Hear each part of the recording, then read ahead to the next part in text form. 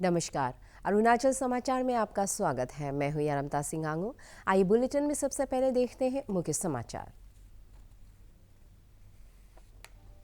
National handloom day के अवसर पर ईटानगर स्थित राजभवन में विशेष कार्यक्रम का आयोजन। राज्यपाल डॉक्टर बी.डी. मिश्रा ने कहा, नेशनल हैंडलूम डे मनाने का प्रधानमंत्री नरेंद्र मोदी का निर्णय दूरदर्शितापूर्ण। अरुणाचल की लाइन लूम बुनाई कला के संरक्षण पर दिया जोर।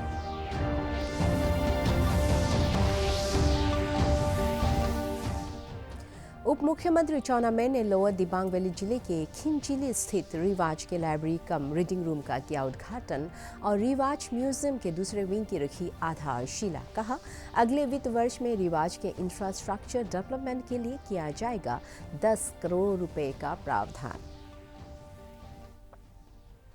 देश भर में पिछले 24 घंटे में कोविड के 38,000 से अधिक नए मामले और 40,000 से अधिक रोगी हुए स्वस्थ।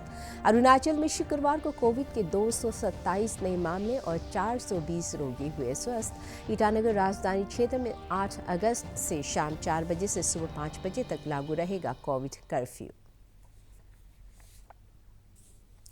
नेशनल हैंडलूम डे के अवसर पर आज ईटानगर स्थित राजभवन में एक विशेष कार्यक्रम का आयोजन किया गया, जिसमें राज्यपाल डॉक्टर बी.डी. मिश्रा ने बुनकरों, शिल्पियों और अन्य कलाकारों को राजकीय सम्मान से सम्मानित किया। राज्यपाल ने आत्मनिर्भरता और अरुणाचली महिलाओं के सशक्तिकरण की दिशा में योगदान के लिए कुछ गैर सरकारी संगठनों को भी सम्मानित किया। इस अवसर पर दूरदर्शन केंद्र द्वारा अरुणाचल प्रदेश के लाइन लूम पर बनाए गए एक कार्यक्रम को रिलीज किया गया। इस कार्यक्रम में अरुणाचल प्रदेश की प्रथम महिला नीलम मिश्रा ने राज्य में लाइन लूम के जरिए की जाने वाली बुनाई की कला के बारे में विस्तार से चर्चा की है और साथ ही अपने हुनर को भी प्रदर्शित किया है।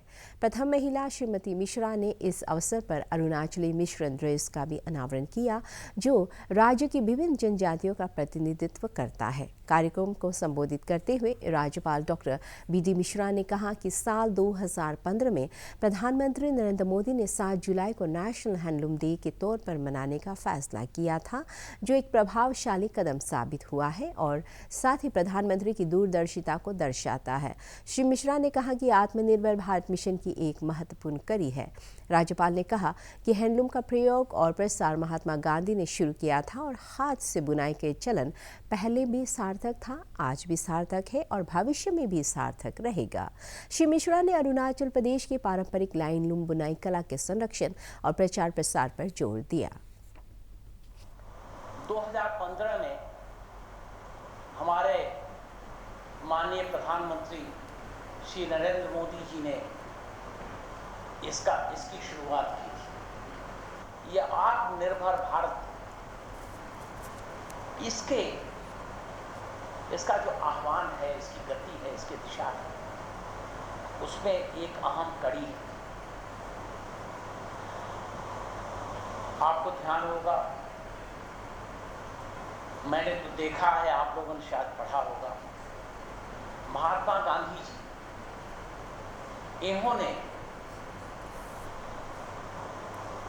ये हथकरघा का प्रयोग और प्रसार शुरू किया था। क्यों?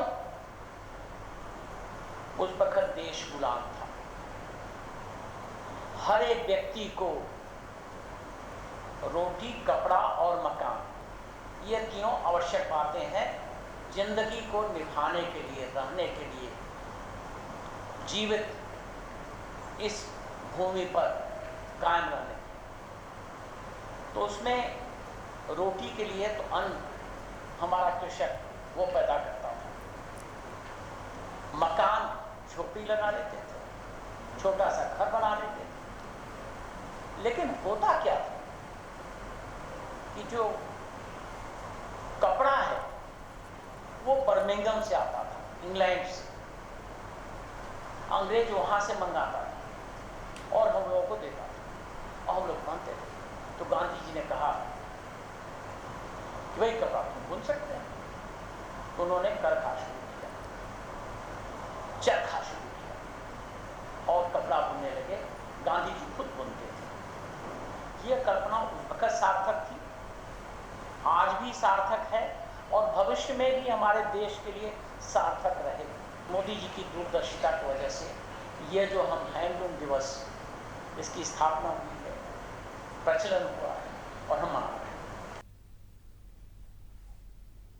उप मुख्यमंत्री चाउना मेन ने आज लोअर दिबांग वैली जिले के खिंजिली स्थित research institute of rulers ancient traditions culture and heritage रिवाज लाइब्रेरी कम रीडिंग रूम का उद्घाटन किया और रिवाज म्यूजियम के दूसरे विंग की आधारशिला रखी।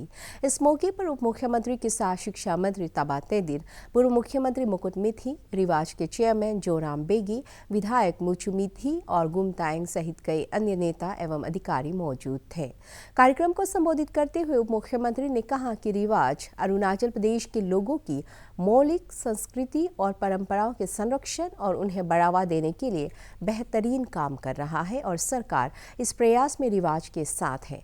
उप मुख्यमंत्री ने रिवाज में इंफ्रास्ट्रक्चर डेवलपमेंट के लिए राज्य सरकार की तरफ से अगले वित्त वर्ष में 10 करोड़ रुपए का प्रावधान करने की घोषणा की।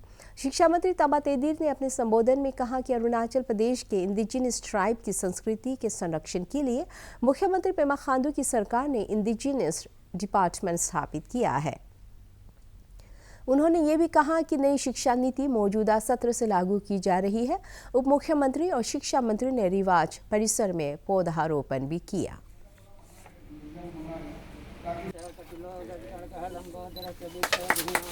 अरुणाचल प्रदेश एक विशाल राज्य है जिसका अंदर अराउंड 26-27 मेजर ट्राइब्स है। सभी का अपना भाषा होता है, वेशभूषा होता है, खान पान होता है, कल्चर होता है, बिलीव होता है।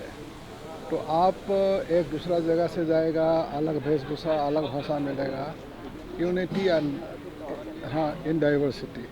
और सरकार भी उसी तरह जो अपना अरुणाचल का जो इंडिजिनियस बिलीव है, जो कल्चर है, जो हेरिटेज है, उसको जीवित रखने के लिए एक इंडिजिनियस कल्चरल अफेयर्स डिपार्टमेंट खोल दिया है।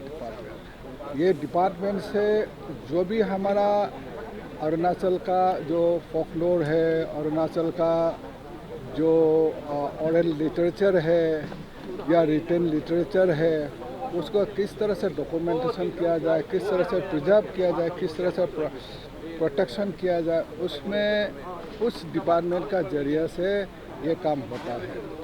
तो हमारा यही प्रयास है कि अभी हमारा जितना भी लैंग्वेज है वो लैंग्वेज स्कूल में सिखा जाए, वो थर्ड लैंग्वेज हिसाब से, और उसका ऊपर किताब छपे। कोई भी अगर ट्राइब्स रोमन स्क्रिप्ट में करना चाहता है, कोई भी अपना लिपि बनाना चाहता है, उस पर भी हम पूरा का पूरा उनको सहाय करेगा, मदद करेगा। न्यू एजुकेशन पॉलिसी 2020 लागू हो गया है और इसके लिए हमारा अरुणाचल भी इम्प्लीमेंट करने तैयार है। और इसमें मेनली हमारे जो ECC के बहुत मद्देनजर रहते हैं, ECC को बहुत इम्पोर्टेंस दिया गया है। और हमारी इसमें और एक बड़ी अच्छी बात है कि हमारी जो अपनी मातृभाषा को इसमें न्यू एजुकेशन पॉलिसी बहुत अहम दिया गया है। नई दिल्ली में केंद्रीय मंत्रियों से मुलाकात की कड़ी में मुख्यमंत्री पेमा खांडू ने शुक्रवार को केंद्रीय खेल मंत्री अनुराग ठाकुर, केंद्रीय पूर्वोत्तर विकास मंत्री जी किशन रेड्डी और आवास एवं शहरी मामलों के मंत्री हरदीप सिंह पुरी से मुलाकात की। मुख्यमंत्री कार्यालय द्वारा जारी प्रेस रिलीज में कहा गया है कि खेल मंत्री अनुराग ठाकुर से मुलाकात के दौरान श्री खांडू ने उन्हें अरुणाचल प्रदेश में खेलों की स्थिति से अवगत कराया। मुख्यमंत्री ने कहा कि राज्य के युवाओं ने खेल को करियर विकल्प के तौर पर अपनाना शुरू किया है, जो सकारात्मक संकेत है। पूर्वोत्तर विकास मंत्री जी किशन रेड्डी से मुलाकात में मुख्यमंत्री ने अरुणाचल की संस्कृति और परंपराओं के संरक्षण में उनका सहयोग मांगा। मुख्यमंत्री ने राष्ट्रीय पाठ्यक्रम में नॉर्थ ईस्ट के राज्यों से जुड़ी अध्ययन सामग्री शामिल करने का भी अनुरोध किया ताकि सभी भारतीयों को पूर्वोत्तर के बारे में अच्छी जानकारी हो सके। केंद्रीय आवास एवं शहरी मामलों के मंत्री हरदीप सिंह पुरी से मुलाकात में मुख्यमंत्री ने राज्य के 12 टूरिस्ट सर्किट के लिए urban tourism infrastructure development plan को लेकर वित्तीय सहयोग मांगा। देश भर में पिछले 24 घंटे में कोविड के 38,000 से अधिक नए मामले दर्ज किए गए और 40,000 से अधिक रोगी स्वस्थ हुए। इस दौरान कल कोविड से 617 रोगियों की मौत हुई। केंद्रीय स्वास्थ्य मंत्रालय के अनुसार इस समय देश में कोविड के कुल 4 लाख से अधिक सक्रिय मामले हैं और रिकवरी दर बढ़कर 97.36% हो गई है। भारतीय आयुर्विज्ञान अनुसंधान परिषद ICMR के अनुसार अब तक देश में 50 करोड़ 10 लाख से अधिक कोविड टीके लगाए जा चुके हैं। पिछले 24 घंटे में 49,50,000 से अधिक कोविड का टीका लगाया गया। देश में कल 17 लाख से अधिक लोगों की कोविड जांच की गई।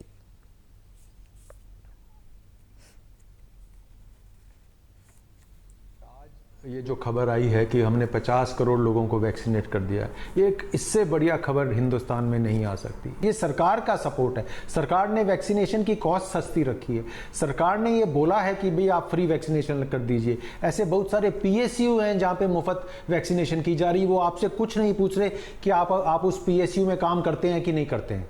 आप आधार कार्ड लाइए, फ़ोन नंबर लाइए, वैक्सीनेशन आपका हो जाएगा। तो ये बहुत बड़ी अचीवमेंट है एंड मैं अपनी तरफ से सरकार को कांग्रेचुलेट करना चाहता हूं। अरुणाचल प्रदेश में शुक्रवार को कोविड संक्रमण के 227 नए मामले सामने आए और 420 रोगी स्वस्थ हुए। राज्य में कोविड के सक्रिय मामलों की संख्या 3032 है और रिकवरी दर 93.42% है। शुक्रवार को कोरोना जांच के लिए राज्य भर से 4,847 सैंपल एकत्र किए गए। प्रदेश में दर्ज किए गए नए मामलों में सबसे अधिक ईटानगर राजधानी क्षेत्र से 53 और लोअर सुबनसिरी जिले से 44 मामले शामिल हैं, जबकि स्वस्थ हुए रोगियों में सबसे अधिक ईटानगर राजधानी क्षेत्र से 136, लोअर सुबनसिरी से 47 और पापुम-पारे जिले से 35 रोगी शामिल हैं। अरुणाचल प्रदेश में अब तक 8,75,793 कोविड टीके लगाए जा चुके हैं और राज्य में 6,62,470 टीके उपलब्ध हैं। इस बीच ईटानगर राजधानी क्षेत्र के उपायुक्त तालो पोतोम ने एक आदेश जारी कर कोविड कर्फ्यू का समय शाम 4 बजे से सुबह 5 बजे तक तय कर दिया है। कोविड कर्फ्यू की अवधि 8 अगस्त की शाम 4 बजे से लागू होगी। इसके अलावा अब राजधानी क्षेत्र में NH 415 पर दोनों तरफ की दुकानें खुलेगी।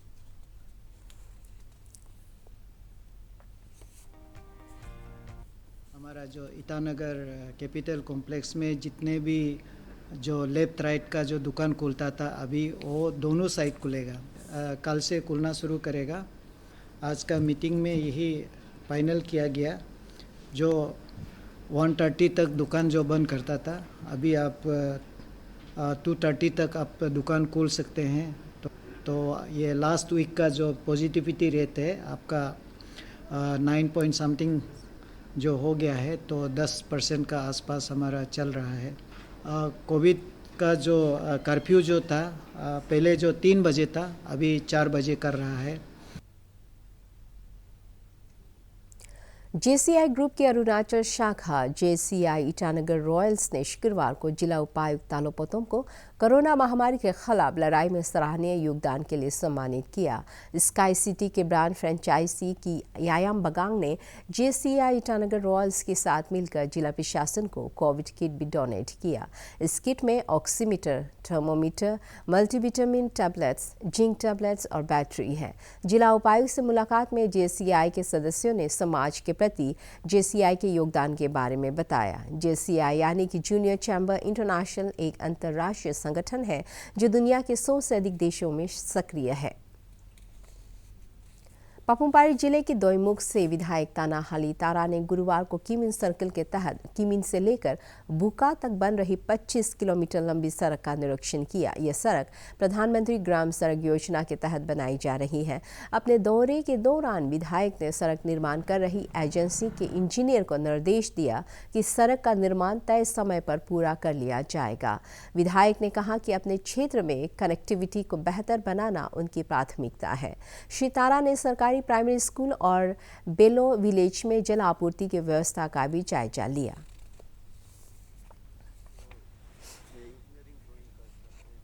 बेलो बस्ती ये हम लोग का किमिन का ये सेकेंड लास्ट बस्ती है, तो ये हम लोग का वही हम लोग पोर्स डाल रहा है और ये भी हमारा 3 ईयर में ही ये इनिशिएट किया है।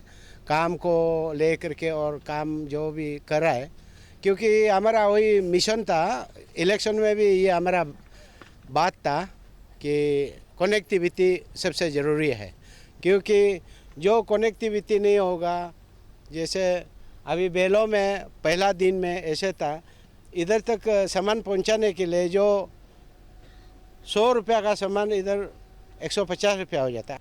कनेक्टिविटी तो बुका तक तो हो गया, लेकिन फिर बुका से फिर हम लोग का लेखी बस्ती है, जहाँ की ये का हाइड्रो प्रोजेक्ट का जहाँ पावर हाउस का सामने में वो जो रास्ता गुजरता है, सोपो कनेक्टेड होगा हाईवे, तो कनेक्टेड तो के उधर से ही ये हम लोग का पेज वाज हम लोग किया है। उस पेज को भी हम लोग टेकअप कर लिया, और इस पेज को भी हम लोग ये जो लोरा तो ये जो बुका ये भी हम लोग कर रहे हैं। बुका तो ले ही जो इस पे ऑलमोस्ट